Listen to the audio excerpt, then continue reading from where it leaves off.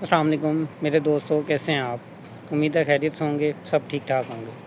तो आज का जो हमारा टॉपिक है वो है Samsung versus other companies like that Xiaomi, Vivo, Oppo और बाकी के जितने भी अदर कंपनीज़ ब्रांड्स पाकिस्तान में ऑपरेट करते हैं उनके ऊपर हम बात करेंगे। और सबसे पहले हम सैमसंग के ऊपर बात कर लेते हैं। तो सैमसंग ने अभी रिसेंटली कुछ मॉडल्स अपने लॉन्च किए हैं ए सीरीज़ के। तो इसमें सबसे पहले तो बात करेंगे हम A06 की, उसके बाद A16 की बात करेंगे, फिर A26 की बात करेंगे। तो इसी तरह हम चलते हैं अपने पहले मॉडल की तरफ।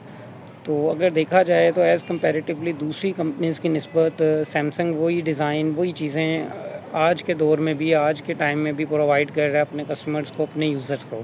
जहाँ पे दूसरी कंपनीज़ कंपैरेटिवली सैमसंग की निस्बत बहुत ज़्यादा बेहतर हैं और बहुत ज़्यादा अच्छी स्पेक्स, अच्छी चीज़ें प्रोवाइड कर रही हैं। जैसे कि अगर आप किसी भी और कंपनी का फ़ोन ले लें अंडर 50,000 या मैक्सिमम 50,000 तक, तो उसमें आपको पंच होल कैमरा मिलेगा, सुपर एमोलेड डिस्प्ले मिलेगा। कुछ फ़ोन्स के अंदर कुछ कंपनीज़ आपको कर्व्ड डिस्प्ले भी प्रोवाइड कर रही हैं।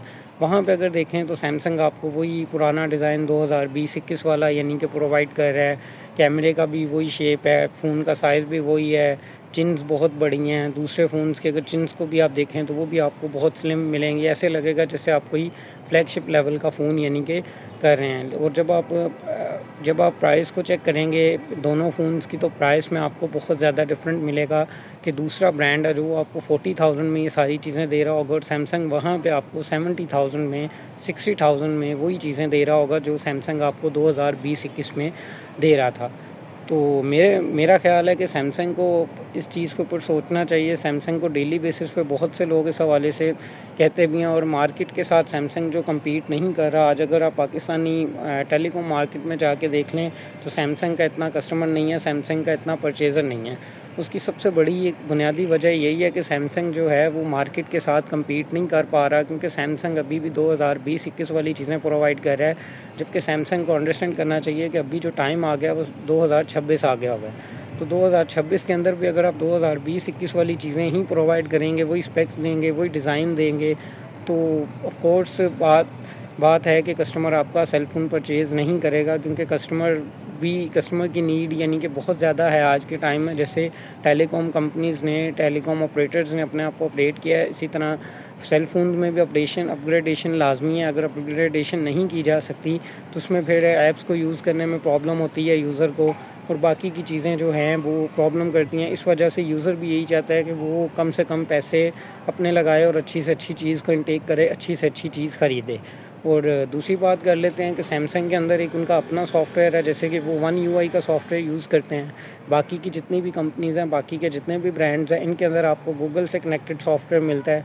फर्दर हर कंपनी का अपना एक सिस्टम होता है। अगर आप वीवो में देखें, ओप्पो में देखें, तो उनके अंदर फ़न टच के नाम से आपको वीवो में मिलता है, ओप्पो में उनका अपना सॉफ्टवेयर है, और इसी तरह रेडमी या शाओमी के अंदर भी उनका अपना सॉफ्टवेयर है। तो सॉफ्टवेयर हर कंपनी का अपना होता है, लेकिन इन सब का सिस्टम जो है वो थोड़ा सा यानी कि मिलता जुलता है गूगल की तरह। किनके अगर आप ऐप्स को देखें, आइकॉन्स को देखें, तो वो सारी चीज़ें ऑलमोस्ट सेम है। चाइनीज़ ब्रांड जितने भी हैं, दूसरी कंपनीज जितनी भी हैं, लेकिन सैमसंग में थोड़े से आपको आइकॉन्स चेंज मिलते हैं। सैमसंग में आपको वन यूआई मिल जाता है।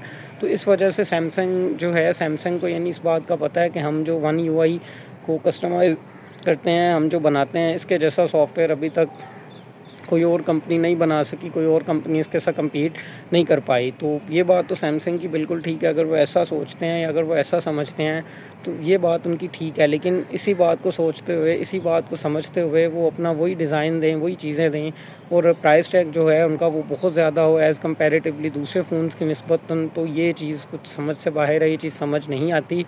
थोड़ा बहुत सैमसंग को सोचना चाहिए, थोड़ा बहुत अपने आप को बदलना चाहिए, चेंज करना चाहिए। 2024 तक जब उन्होंने वही पुराने वाला डिज़ाइन अपने कस्टमर्स को प्रोवाइड किया, अपने लोगों को प्रोवाइड किया, तो तब भी हम यानी कि कस्टमर्स ने यही सोचा, लोगों ने यही सोचा कि चलें नेक्स्ट टाइम में सैमसंग अपने आप को इम्प्रूव करेगा, सैमसंग अपने डिज़ाइन को बेहतर करेगा। लेकिन नहीं, उसके बाद भी 2 साल तक मज़ीद हमने यही देखा कि सैमसंग वही डिज़ाइन, वही चीज़ें सेम दे रहा है। तो सैमसंग को अपने आप को ज़रूर चेंज करना चाहिए। जैसे दूसरी कंपनीज़ अपने आप को अपग्रेड कर रही हैं, अपने डिज़ाइन को, अपनी चीज़ों को, तो सैमसंग को भी अपने आने वाले मॉडल्स में अपग्रेडेशन करनी चाहिए, चेंजिंग करनी चाहिए। या तो प्राइसेस रिड्यूस करनी चाहिए। अगर यही डिज़ाइन इन्होंने यानी प्रोवाइड करना है अपने कस्टमर्स को, तो रेट भी उसी डिज़ाइन के हिसाब से होना चाहिए। अगर रेट वही देना है पुराने वाला 2020-21 वाला ही, और चीज़ भी वही देनी है, तो ये कुछ यानी कि समझ नहीं है। इस तरह से बात नहीं बनेगी, इस तरह से समझ नहीं आएगी। अगर मार्केट के साथ कम्पीट करना है, दूसरे ब्रांड्स को कम्पीट करना है, तो फिर सैमसंग को अपने डिज़ाइन को, अपनी चीज़ों के ऊपर गौर करना पड़ेगा, अपने आप को बदलना पड़ेगा। उसी सूरत में यूज़र भी सैमसंग के फ़ोन्स को परचेज़ करेंगे। इस टाइम सैमसंग की मार्केट जो है वो बहुत लो डाउन जा रही है, स्वैग डाउन जा रही है। उसकी सबसे बड़ी वजह यही है कि सैमसंग वही पुराने वाली चीज़ें प्रोवाइड कर रहा है अपने यूज़र्स को, अपने कस्टमर्स को। तो सैमसंग जब अपने आप के डिज़ाइन में अपनी चीज़ों में चेंज करेगा, तो ऑफ़ कोर्स जैसे सैमसंग की मार्केट 2019-20 तक बहुत यानी ऊपर थी, जैसे आज दूसरे ब्रांड्स की है, तो इसी तरह उम्मीद की जा सकती है कि सैमसंग फिर से ग्रो करेगा, सैमसंग की मार्केट फिर से अपग्रेड हो जाएगी। लेकिन उसके लिए लाजमी है कि सैमसंग को अपने आप को अपग्रेड करना पड़ेगा, अपनी चीज़ों को बेहतर करना पड़ेगा। उसी सूरत में सैमसंग यानी अपग्रेड कर सकता है, सैमसंग कम्पीट कर सकता है। अदरवाइज़ इस टाइम मौजूदा टाइम के मुताबिक, करंट टाइम के मुताबिक सैमसंग का फ़ोन वही यूज़र परचेज़ कर रहा है, वही लोग ले रहे हैं जो सिर्फ ये कहते हैं जी सैमसंग सैमसंग ही है, हम सैमसंग के अलावा कोई भी और फ़ोन यूज़ नहीं कर सकते। उसकी एक सबसे बड़ी वजह ये है कि जो उसका वन यूआई सॉफ्टवेयर है, बस वो उस सॉफ्टवेयर के साथ उनका ब्रेन, उनका यूसेज एडजस्ट हो चुका हुआ है। इसलिए उनको कोई भी और फ़ोन जब वो यूज़ करते हैं ब्रांड का, तो उनको वो कलरिंग नहीं मिलती, उनको वो कस्टमाइजेशन नहीं मिलती, जिसकी वजह से वो ये बात करते हैं कि सैमसंग सैमसंग ही है। अदरवाइज़ अगर देखा जाए तो दूसरे ब्रांड्स इस टाइम सैमसंग की निस्बत बहुत ऊपर हैं। तो जो लोग ये कहते हैं कि सैमसंग सैमसंग ही है, सैमसंग के अलावा कोई फ़ोन ही नहीं है, तो उनको एटलीस्ट एक दफ़ा कोई दूसरा ब्रांड ज़रूर ट्राई करना चाहिए, ज़रूर यूज़ करना चाहिए, ताकि वो इस डिफरेंस को पहचान सकें, इस डिफरेंस को आइडेंटिफाई कर सकें, और सैमसंग को भी ये कह सकें कि प्लीज़ अभी तो आप अपना सॉफ्टवेयर अपग्रेड कर लें, अभी तो आप अपना सॉफ्टवेयर बदल लें, क्योंकि अब वाक़ई ज़रूरत है। Thank you so much for watching.